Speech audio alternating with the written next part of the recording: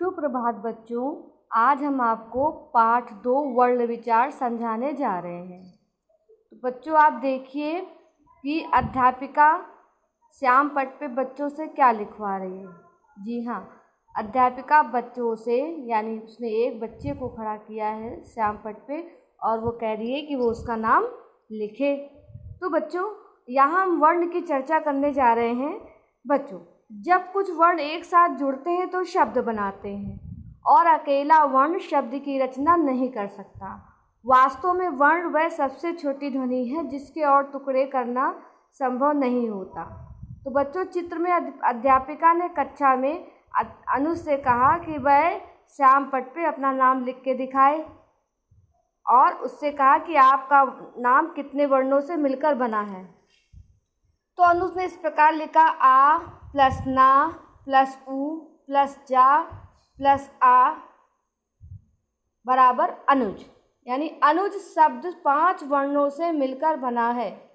अध्यापिका ने कहा बिल्कुल ठीक।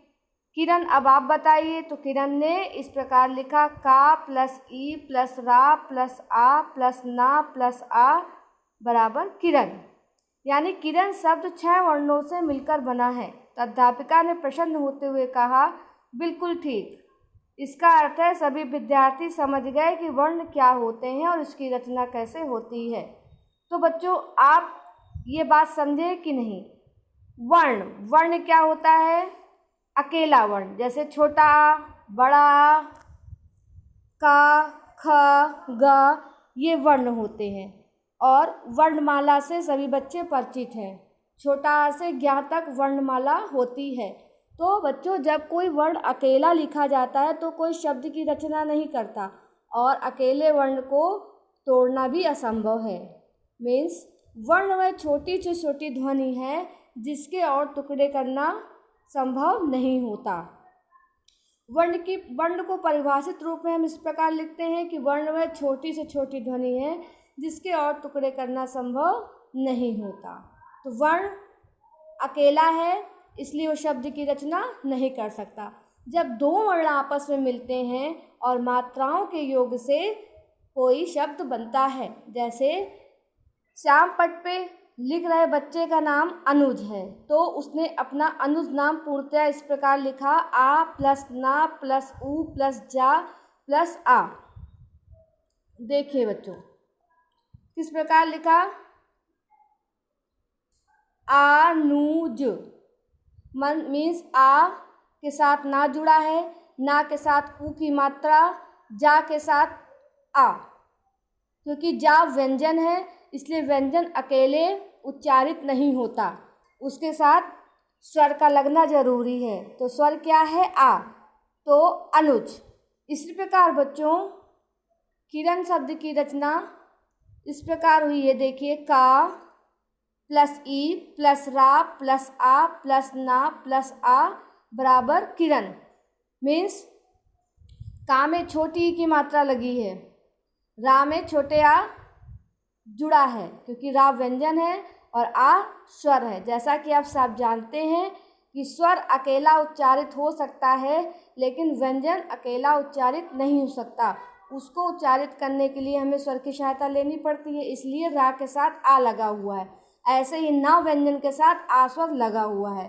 तो इसमें किरण शब्द बनाने के लिए 6 वर्णों का प्रयोग किया गया। इस प्रकार किरण शब्द बना। तो आपने क्या समझा? वर्ण क्या है? वर्ण वह छोटी से छोटी ध्वनि होती है जिसके और टुकड़े करना संभव नहीं होता और अकेला वर्ण शब्द की रचना नहीं कर सकता। बच्चों हम समझेंगे हिंदी वर्णों के 2 प्रमुख भेद हैं, एक स्वर और दूसरा व्यंजन। वर्णमाला में स्वर 11 होते हैं और व्यंजन 33 होते हैं। आइए बच्चों स्वर के बारे में जानते हैं। स्वर ये स्वतंत्र ध्वनियाँ जिसके उच्चारण के लिए किसी ध्वनि की आवश्यकता नहीं लेनी पड़ती उसे स्वर कहते हैं। बच्चों क्या समझा आपने?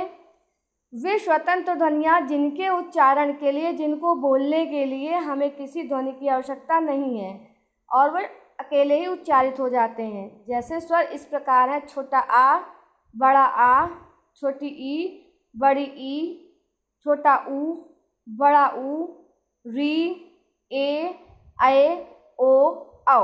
बच्चों ये स्वर कहलाते हैं और ये स्वतंत्र ध्वनियाँ हैं। इनके लिए हमें दूसरी ध्वनि की आवश्यकता नहीं होती। बच्चों स्वर दो प्रकार के होते हैं, ह्रस्व स्वर और दीर्घ स्वर। ह्रस्व स्वर और दीर्घ स्वर। ह्रस्व स्वर छोटा आ, छोटी ई, छोटा ऊ और री। जैसा कि आपने देखा कि इसमें किसी भी मात्रा का प्रयोग नहीं है, आ, ई, ऊ और री। और दीर्घ स्वर बड़ा आ, बड़ी ई, बड़ा ऊ, ए, ओ, औ। बच्चों आपने देखा आ, ई, ऊ, ए, ओ, औ। हम आपको समझा रहे हैं ह्रस्व स्वर के उच्चारण में मात्रा ना होने के कारण कम समय लगता है और दीर्घ स्वर के उच्चारण में ह्रस्व स्वर से दुगना समय लगता है। क्यों? क्योंकि दीर्घ स्वर आ, ई, ऊ, ए, ओ, औ मतलब कहने का इसमें मात्राएं होने के कारण इसको उच्चारित करने में ह्रस्व स्वर से दुगना समय लगता है और ह्रस्व स्वर में मात्राएं न होने के कारण कम समय लगता है। बच्चों अब हम पढ़ेंगे व्यंजन क्या होता है। व्यंजन का उच्चारण स्वरों की सहायता से किया जाता है। जैसा कि आपको हमने पहले बताया कि स्वर बिना किसी ध्वनि की आवश्यकता से स्वतंत्र रूप से बोले जा सकते हैं, यानी ये स्वतंत्र ध्वनियाँ हैं और व्यंजन को उच्चारण करने के लिए स्वरों की आवश्यकता होती है। स्वर हमने आपको बताए 11 और ह्रस्व स्वर और दीर्घ स्वर दो प्रकार के स्वर होते हैं। ह्रस्व स्वर छोटा आ, छोटी ई, ऊ और री और दीर्घ स्वर बड़ा आ, बड़ी ई, ऊ, ए, ओ, औ होते हैं। ठीक है बच्चों, चलिए का वर्ग, चा वर्ग, टा वर्ग, पा वर्ग। देखिए बच्चों ये सूत्र है का वर्ग, चा वर्ग, टा वर्ग, ता वर्ग और पा वर्ग। आपने कक्षा 1 से या उससे पहले से ये पढ़ा होगा। का से लेकर ज्ञा तक यानी छोटा आ से ज्ञा तक की वर्णमाला आप सबने पढ़ी होगी। तो इसके एक सूत्र है, का वर्ग में हम क ख ग घ बोलेंगे और चा वर्ग में च छ ज झ इयाँ बोलेंगे, टा वर्ग में ट ठ ड ढ ढ़ कहेंगे, ता वर्ग में त थ द ध न बोलेंगे और पा वर्ग में प फ ब भ म य र ल व श ख श ह। ठीक है बच्चों देखिए आप हर एक व्यंजन के नीचे एक हलंत लगा हुआ है। इस प्रकार आपने देखा का के नीचे एक हलंत लगा है, खा के नीचे हलंत। क्यों? क्योंकि ये व्यंजन है और ये स्वतंत्र नहीं बोले जाते हैं, इनके साथ स्वर की आवश्यकता होती है। बच्चों का वर्ग से लेकर पा वर्ग तक स्पर्श व्यंजन होते हैं। जैसा कि आप देख रहे हैं ये स्पर्श व्यंजन होते हैं। का वर्ग से लेकर पा वर्ग तक स्पर्श व्यंजन कहे जाते हैं। या, रा, ला, वा अंतस्थ व्यंजन है, सा, खा, शाह ऊष्म व्यंजन है। तो बच्चों स्वर दो होते हैं, एक ह्रस्व स्वर और दूसरा दीर्घ स्वर।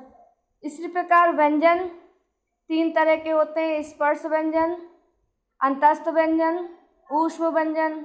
ठीक है बच्चों, व्यंजन के बारे में हम आगे पाठ में आने वाले पाठों में पढ़ेंगे। अभी हम आगे चल रहे हैं अनुस्वार। बच्चों अंक की बिंदी आप सबने पढ़ी होगी, पढ़ी है? जी हाँ, अंक की बिंदी जिस प्रकार चंद, हंस।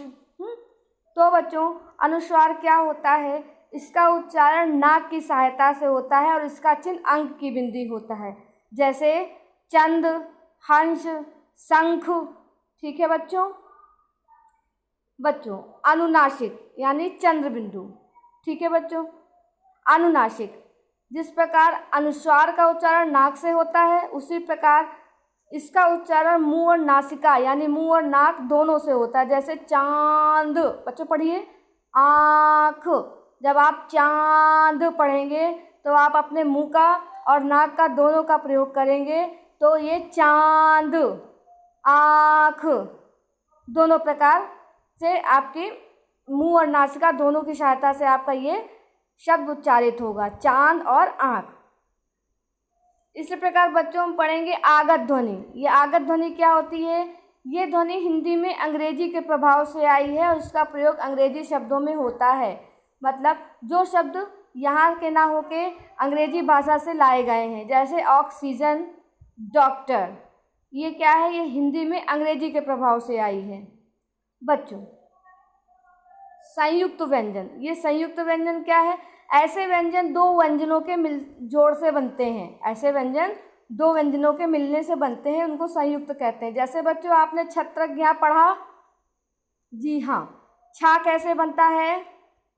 छा दो व्यंजनों के जोड़ से बनता है, जैसे क,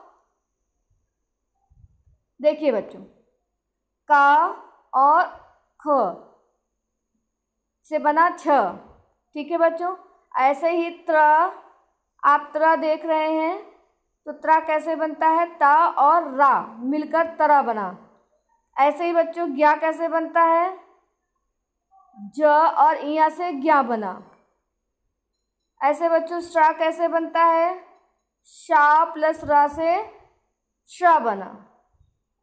इनको हम संयुक्त व्यंजन कहेंगे, यानी छ, त्र, ज्ञा और श्रा, इनको बनाने के लिए दो व्यंजनों का प्रयोग किया गया। बच्चों द्वित्व व्यंजन, जैसा कि नाम से प्रतीत हो रहा है, द्वित्व व्यंजन यानी दो व्यंजन एक साथ। जब एक व्यंजन अपने जैसे दूसरे व्यंजन से मिलता है तो उसे द्वित्व व्यंजन कहते हैं। जैसे कच्चा, मिट्टी, पक्का, लड्डू। जी हाँ बच्चों, कच्चा, चा और चा एक जैसे दो व्यंजन हैं। जी हाँ, एक चा आधा है और एक चा पूरा है, तो च प्लस च। मिट्टी, टा टा दो व्यंजन हैं। ऐसे ही पक्का, पक्का यानी आधा का और पूरा का। ऐसे ही लड्डू, ड डबल डा बना हुआ है यहाँ बच्चों। तो द्वित्व व्यंजन का मतलब है जब एक जैसे दो व्यंजन एक जगह आए, ठीक है, तो ये द्वित्व व्यंजन होता है। बच्चों हमने रा वर्ण को भी पढ़ा है वर्णमाला में, तो रा के अनेक रूप होते हैं, ठीक। जैसे पदेन रा के बारे में हम पढ़ेंगे, तो रा, जब रा से पहले कोई भी स्वर रहित व्यंजन हो तो रा उसके नीचे तिरछा लगाया जाता है। जब रा से पहले कोई भी स्वर रहित व्यंजन हो तो रा उसके पैर के पर तिरछा लगाया जाता है। जैसे प्रभु, कद्र, संग्रह, ग्रह आदि, ठीक है बच्चों। स्वर रहित व्यंजन मतलब उसमें स्वर ना हो, केवल व्यंजन हो।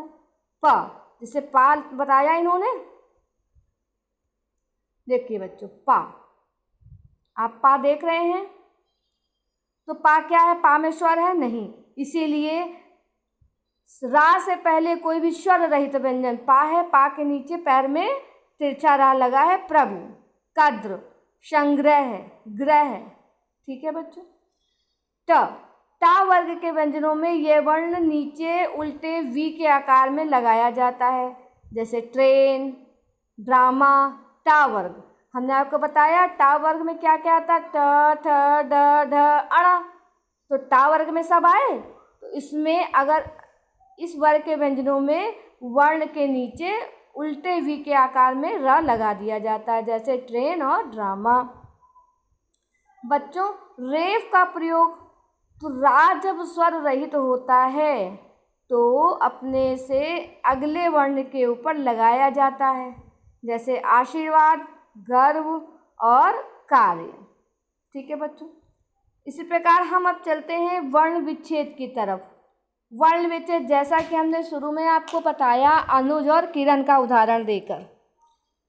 बच्चों स्वर जो है वो स्वतंत्र होते हैं, व्यंजन स्वर की सहायता से बोले जाते हैं। तो वर्ण विच्छेद जब हम करेंगे, अनुभव का वर्ण विच्छेद हमने किया। अनुभव का वर्ण विच्छेद हमने कैसे किया? छोटा आ क्योंकि स्वर है इसलिए अकेला लिख गया। ना चूँकि व्यंजन है इसलिए नीचे हलंत लगा और छोटा ऊ की मात्रा लगी। भा भी व्यंजन है इसलिए आ लिखा गया क्योंकि आ स्वर है, भा के साथ आ लगा और वा के साथ भी आ लगा। क्योंकि जो व्यंजन होते हैं वो स्वतंत्र नहीं बोले जाते और स्वर की सहायता लेनी पड़ती है इसलिए। तो बच्चों देखिए, अनुभव बनाने के लिए अ, न, उ, भ, अ, व, आ यानी 7 वर्णों से मिलकर अनुभव शब्द की रचना हुई। इस प्रकार बच्चों विज्ञान व छोटे की मात्रा ज प्लस ज आ न आ विज्ञान। इसी प्रकार बच्चों श्रमिक श र अ, क्योंकि सा 2 वर्णों से मिलकर बना शा और रा, और व्यंजनों के साथ क्या लगना है, आ लगना है, यानी व्यंजन अकेले नहीं बोले जाएंगे। श प्लस र प्लस आ श्रा। माँ, और माँ में छोटी की मात्रा ई, का के साथ आ, तो बच्चों क्या बना, श्रमिक। शा र आ म ई क आ यानी 7 वर्णों के योग से श्रमिक बना।